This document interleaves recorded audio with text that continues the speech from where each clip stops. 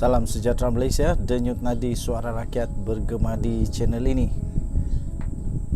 Pada zaman milenium, zaman yang penuh dengan teknologi maklumat sekarang ini, semuanya mudah tersebar begitu sahaja. Dan pada zaman ini juga, siapa terkenal, dia boleh menjadi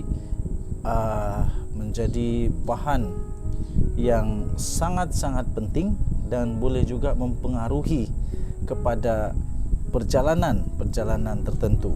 Okey. Di dalam politik Malaysia juga sama. Ada parti yang nampaknya paling terkenal di abad ini. Parti paling popular abad ini. Ada satu kartun, lukisan kartun yang sangat menarik yang saya ambil daripada Malaysia kini. Iaitu satu kartun yang agak lucu tapi betul.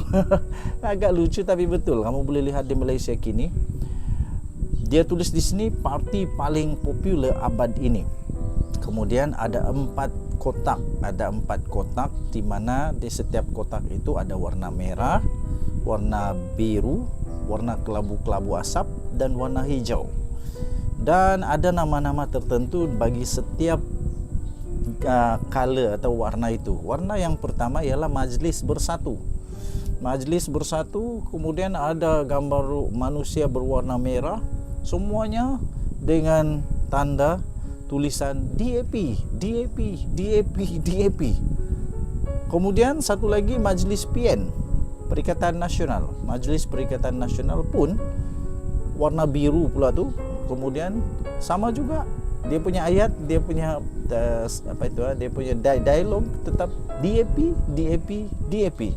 Dan Majlis Tun juga DAP, DAP, DAP dengan warna kelabu-kelabu asap tu. Okey, dan kemudian yang terakhir tu warna hijau, Majlis PAS pun DAP, DAP, DAP. Dan ditulis di bawah, parti paling popular abad ini adalah DAP.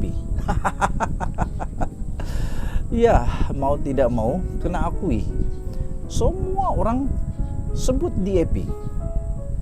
Seolah-olah DAP ini penentu kepada menang dan kalahnya sesebuah kerajaan itu. Seolah-olah DAP ini menentukan menang dan kalahnya sebuah gabungan politik itu. Dari dulu, sejak dari BN jadi kerajaan, DAP tetap disebut. Kemudian selepas itu ketika sudah Perikatan Nasional, ketika Pakatan Harapan sudah pun bersama dengan Amanah, Pakatan Harapan ni Amanah, PPBM bersatu pada ketika itu, kemudian PKR dan DAP pastinya. Mereka bersama-sama dalam kerajaan PH pun DAP. Semuanya salah DAP. Semuanya yang kenal DAP. Kali ini pada zaman sekarang ini pun, menjelang PRN ini pun, nampaknya parti paling popular abad ini adalah DAP. DAP. Persoalan saya mudah. Kenapa Majlis Bersatu, Majlis PN, Majlis Tun dan Majlis PAS tak habis-habis sebut tentang DAP? Ada apa dengan DAP? Kenapa kalaulah mereka sebut DAP itu kerana mereka takut dengan DAP, kenapa takut dengan DAP? Kenapa takut dengan DAP? Saya fikir DAP adalah satu parti yang membuat kempen biasa. Tak ada apa-apa pun yang berbeza dengan parti yang lain, sama saja. Dan begitu juga dengan Bersatu, Perikatan Nasional, Tun Mahathir, lepas tu Majlis PAS, semuanya membuat kempen yang sama. Tapi cukup menghairankan mengapa mereka ini terlalu mempopularkan DAP ini. Di pihak DAP, mereka dapat kelebihan sebenarnya. Kelebihan kerana orang tua-tua ni, mana yang famous selalu kena sebut. Kebanyakan itu yang diundi. Apalagi kalau mereka ini hanya terpengaruh dengan yang famous dan tidak tahu tentang dia punya falsafah atau perjuangan dan sebagainya, pasti diundinya DAP. Okey, jadi persoalan kedua, apa masalah dengan DAP? Kenapa DAP terlalu disebut-sebut? Dan kenapa DAP seolah-olah menjadi satu musuh ketat kepada semua parti yang mau jadi kerajaan, kecuali Pakatan Harapan. Hanya Pakatan Harapan setakat ini yang tidak melihat DAP ini sebagai satu ancaman yang besar. Ada apa dengan DAP? Ramai banyak juga ura-ura kata-kata yang DAP ini itu ini.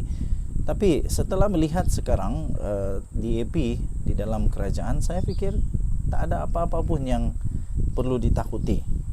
Dan menteri-menteri di DAP pun, saya bukan nak puji mereka ni, tapi mereka bekerja dengan baik apa? Mereka melaksanakan tugasan dengan baik. Amanah, tanggungjawab yang diberikan oleh rakyat dengan baik. Mereka komitmen dengan kerja. Dan lagi, mereka ini kebanyakannya orang-orang profesional, tahu apa yang nak dibuat. Kemudian bila mereka bercakap, mereka berhujah di Dewan Parlimen, mereka selalu sebut tentang fakta yang akademik, fakta yang ada nilai. Okey, jadi apapun, saya fikir parti DAP perlu tetap berada di dalam politik Malaysia, kerana sama ada dia dalam kerajaan atau dalam pembangkang, dia boleh menjadi watchdog, dia boleh menjadi semak dan imbang. Ketika jadi pembangkang pun dia boleh jadi semak dan imbang, kepada kerajaan pun dia tetap boleh jadi semak dan imbang.